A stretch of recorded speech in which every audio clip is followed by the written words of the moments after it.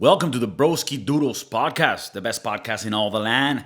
It's your boy KIKO Flow, Kiko Cervantes, in the hustle, in the house for you. And today, Thursday, we have a wonderful episode of Movie Review with the Crew. Movie Review with the Crew. Only thing missing is the crew. Today is just gonna be one day that we won't have the crew with us, but the Broski Doodles podcast gotta continue. So your boy Kiko Cervantes got you the shit. Today, we've been mentioning on the Movie Review with the Crew on Thursdays that we're not only reviewing movies, right? We will review series, documentaries, that are interesting, that I think are worth mentioning. And today, it's actually very special for me because this is the best series that I've seen in my life. And it is called Afterlife. It's a 3-season series and it's available on Netflix. So, for most people that live, Netflix is available to you. Otherwise, get the password from your broski doodles and, get on that shit. But let me start this by saying that most series that are made today, in today's age, are shit. They're fucking horrible. They're long. They just extend everything to squeeze as much as they can. So, and I'm sure you will notice this on series that you've seen online, especially Netflix. Netflix has gone down on the fucking quality. HBO, I think, has a lot better offerings when it comes to series, but they're also in this shenanigans of making series that don't fucking go anywhere. With HBO, I had it happening with Westworld, which was a series that started so great, but then just because they didn't want to end the fucking thing, they just need to keep going. Just keep going endlessly. And something that would have been done in 3 episodes takes a whole season of 10 episodes. And, in this age where we don't have any retention, any short spam attention, I just can't fucking spend time on bullshit series, and there's very few of them that are good. When it all started, like a decade ago, you had a few fucking amazing ones, right? Like Breaking Bad, Game of Thrones. These are all series that were made really well and really showed the power of what a series could do. Because the thing with a series is that you're able to have a lot more character development and you can really dive deep into stories. And that's great. I think there's an audience definitely for that. But I hate when they fucking take advantage of that.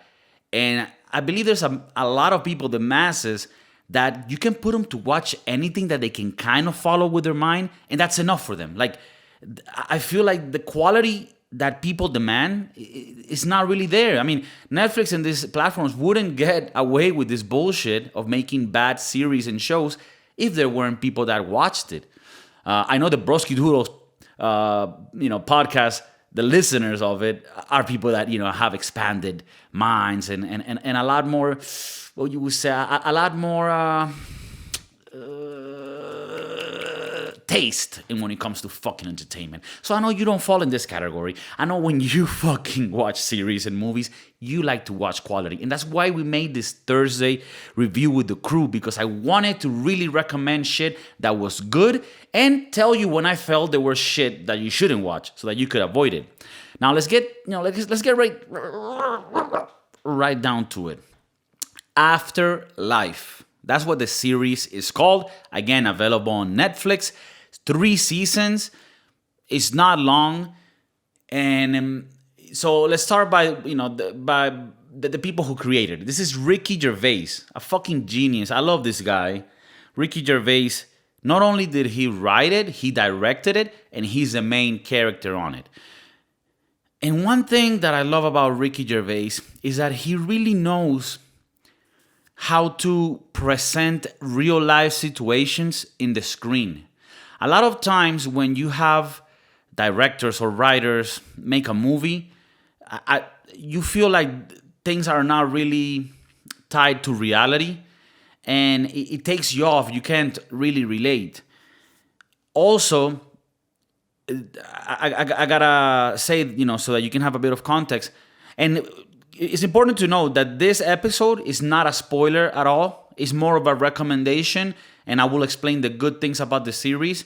But actually, it's not a spoiler, so that you won't be spoiled. You can actually listen to this episode, get inspired, and watch it, and I won't be fucking up anything for it.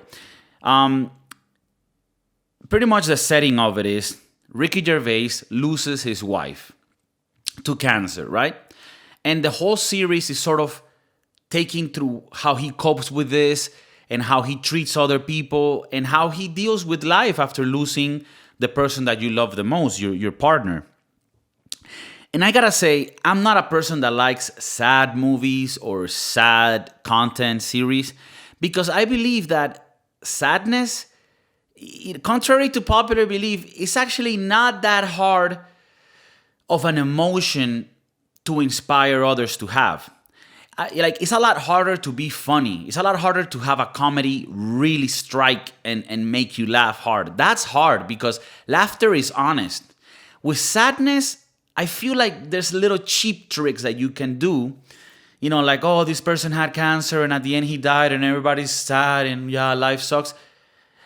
And you can make people cry without them really getting anything from the movie that's valuable. I think that I'm not saying that art is not good if it's sad or dark or gloomy. No, I'm not saying that. Like, I recently went to El Prado Museum in Spain. If you've never been, you gotta fucking go to that. Fuck the Louvre! Fuck the Louvre! Don't give them money. There's always a line. Paris is filled with rats. Yeah. I don't like France. But El Prado Museum, Museo de El Prado. I'm saying it with the Spanish diction, dog. Hit him with that D! Hit him with that D! There you will see art that's gloomy, that's dark. And I like that shit. That fucking spooky. Even sad.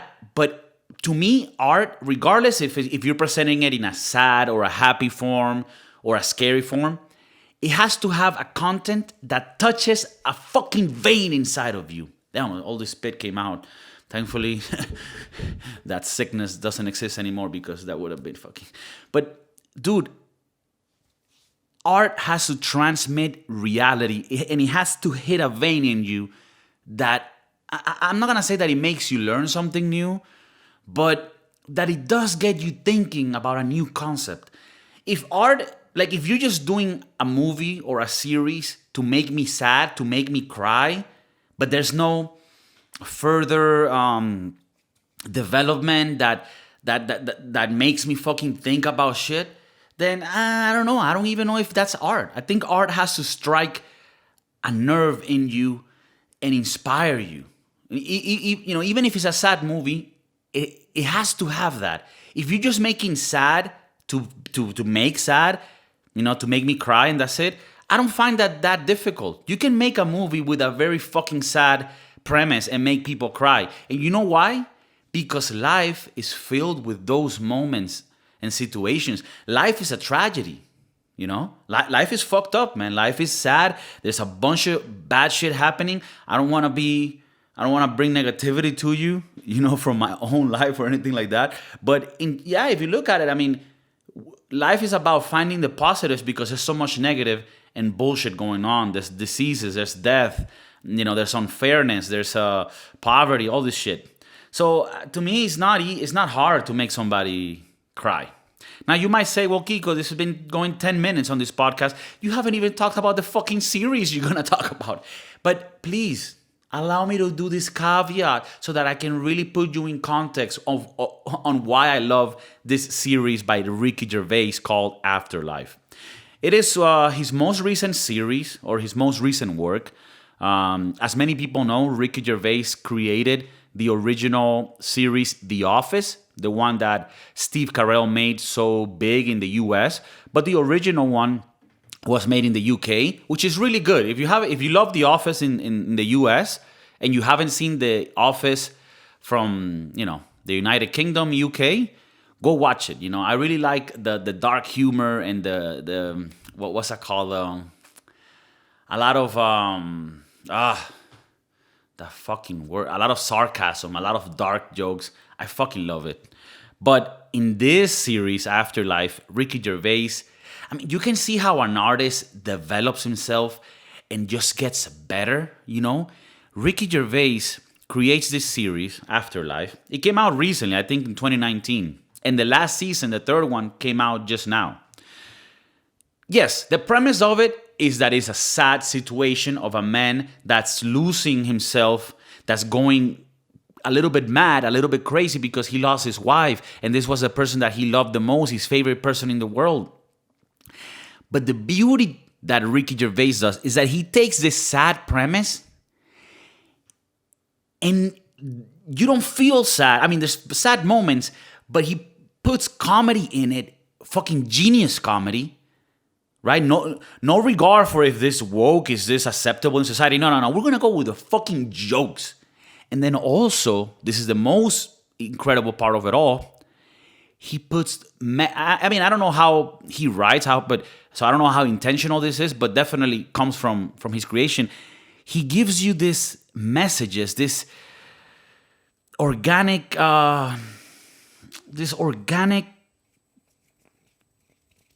what's the word?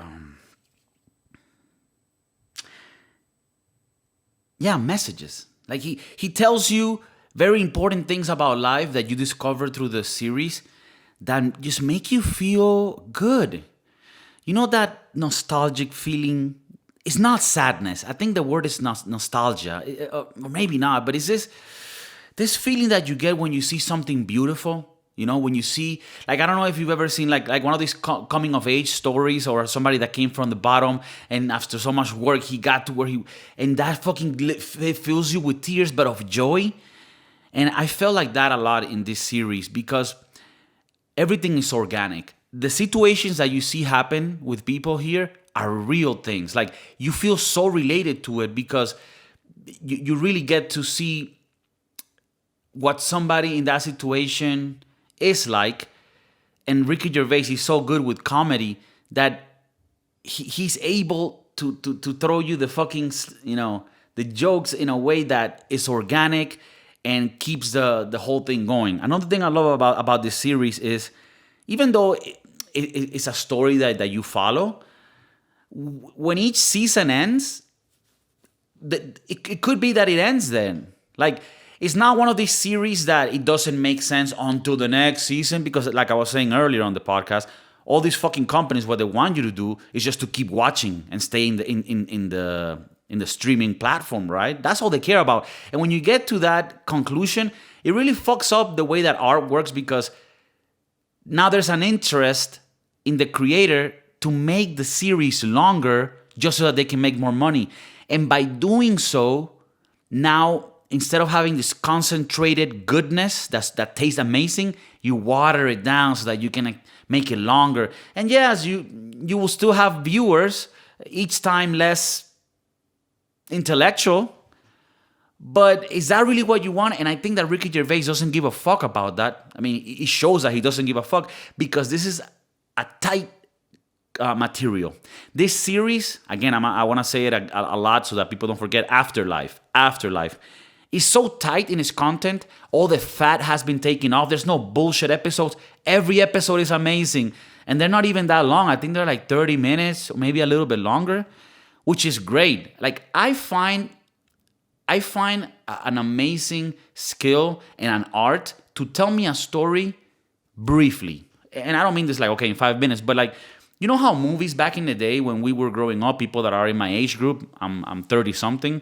Yeah, I'm not gonna say exactly what number it is, but I'm 30 something, you know? I'm close to the age that Jesus had when,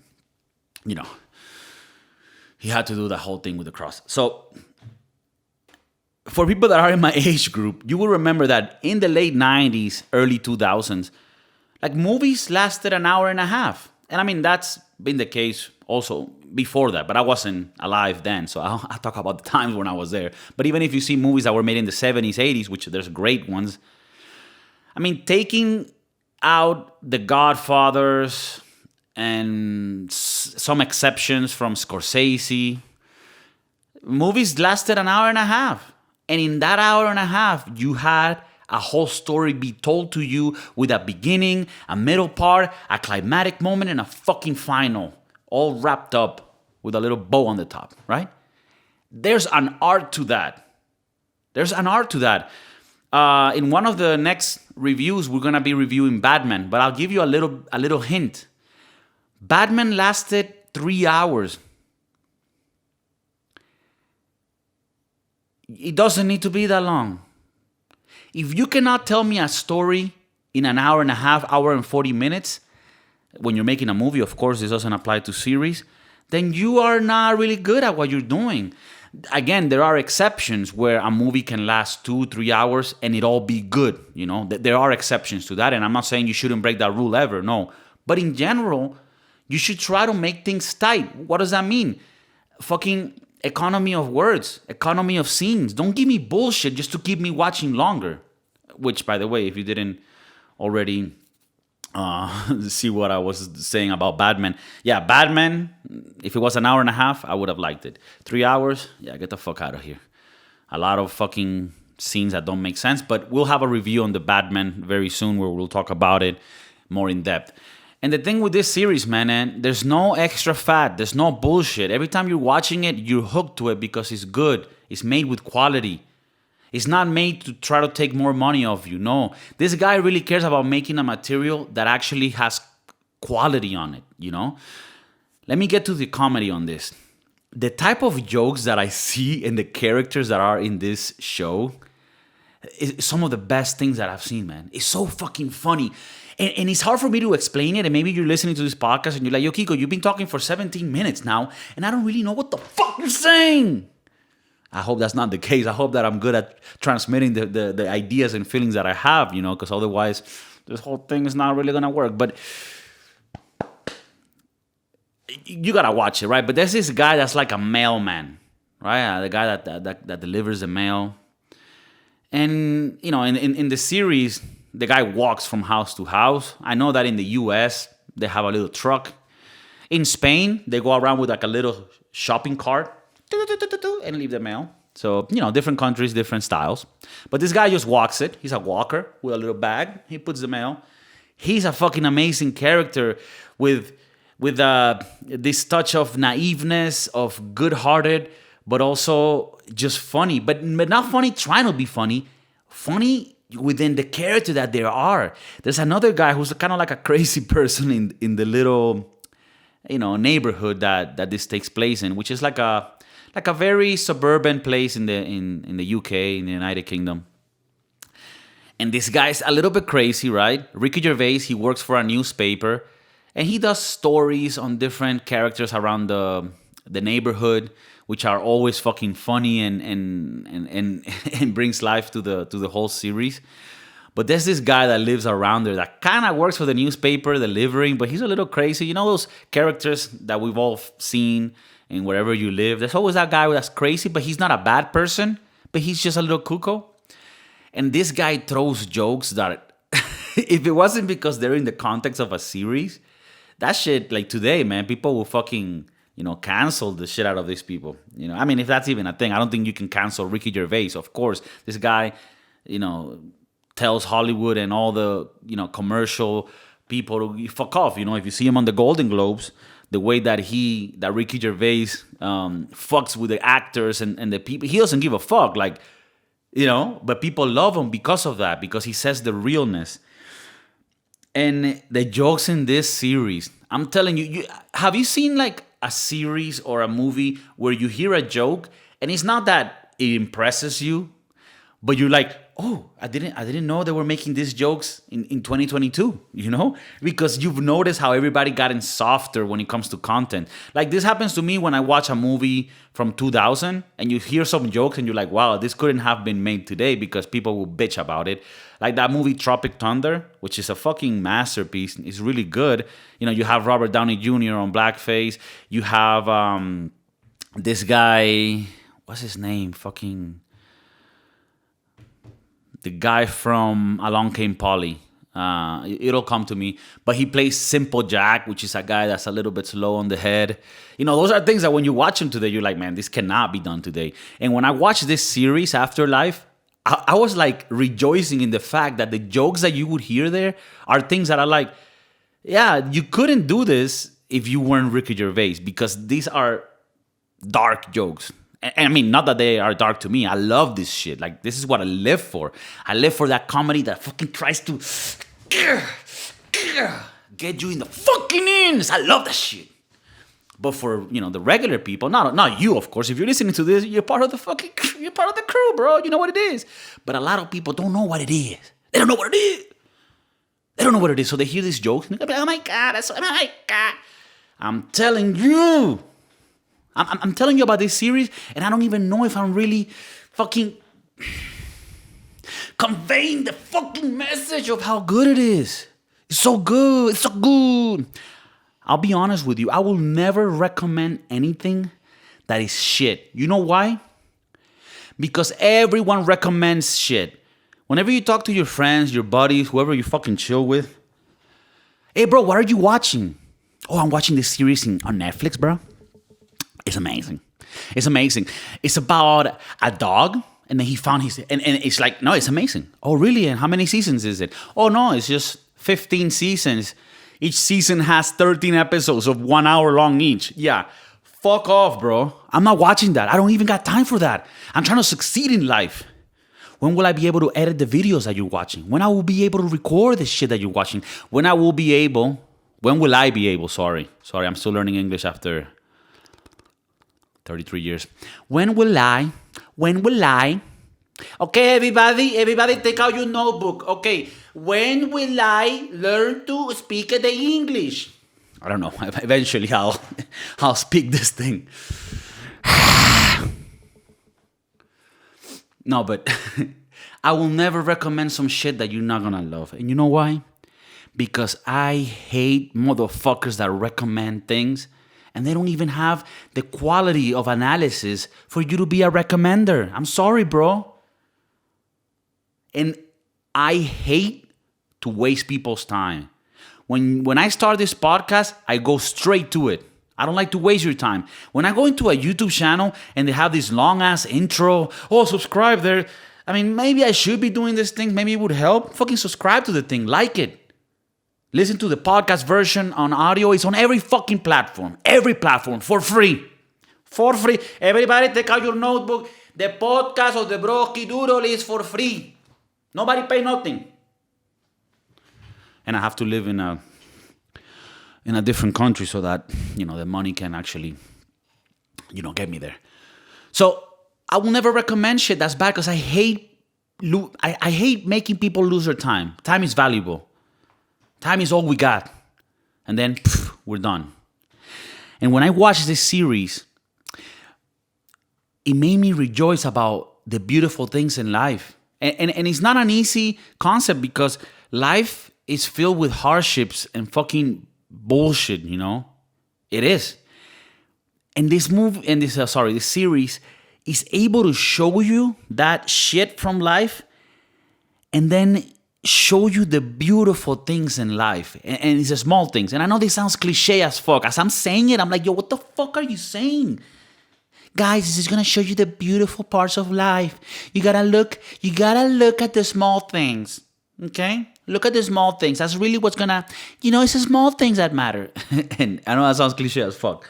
But dude, and I want people to watch this and then comment on it and tell me if I'm right in the way that I conveyed this to you.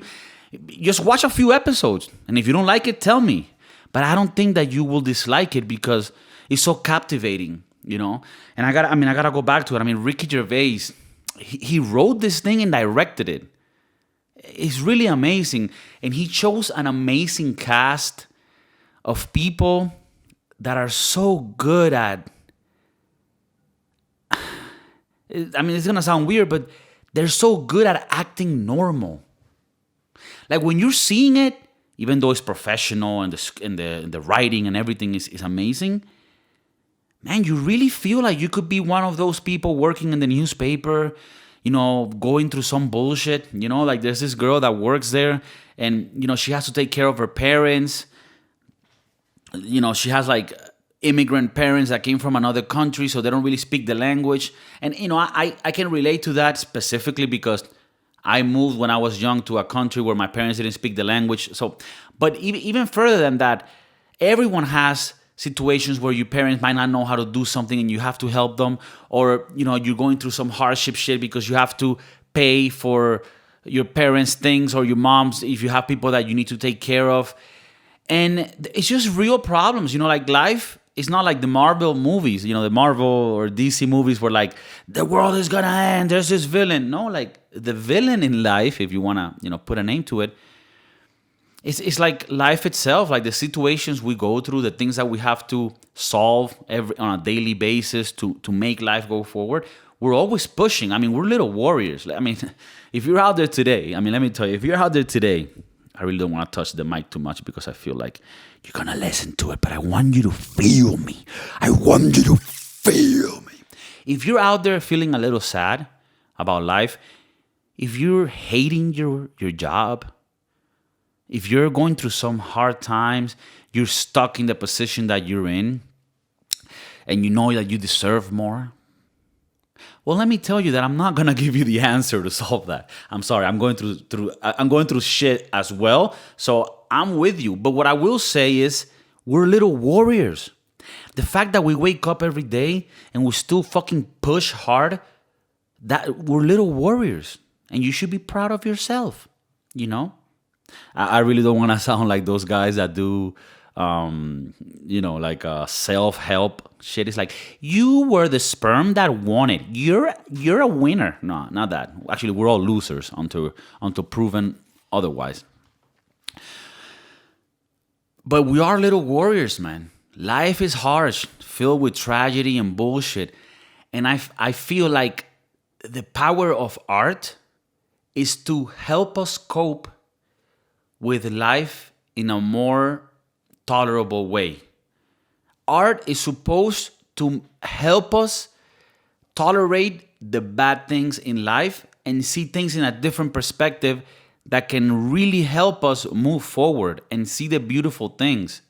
I'm a very cynical person, and it's very easy for me to point out at all the bullshit and negative shit about life and how life sucks and it's a piece of shit and all this. And when I watch this, I've had this feeling when I watch other things. When I've watched this, it really made me feel like, oh, fuck. Like there are beautiful things in life. The relationships you have, the laughter that you share with a friend, the good moments that you share with a loved one. And I know I'm sounding cliche as fuck. I'm sorry. But it's true, I think life is a tragedy, and art helps us through it. So, to sort of give conclusion to this episode, Afterlife shows you the harshness and sad things of life, but also, and in a much more powerful way, shows you the beautiful things about life and the things that really matter in a very organic way, not in a pushy way, not in a grandiose, oh yeah, I'm really good at writing, let me tell you about how life. No, it's very honest. Ricky Gervais never tries to make you feel like he knows the answers for things. No. But that's why it's comforting, because he lets you know that we're all dealing with this thing called life, that we're all little warriors pushing through it, and that we can only do it if we continue to engage and love each other like I fucking love you, broski doodles. Thank you once again for tuning in and listening. Have a wonderful weekend, a wonderful day. I love you. Peace.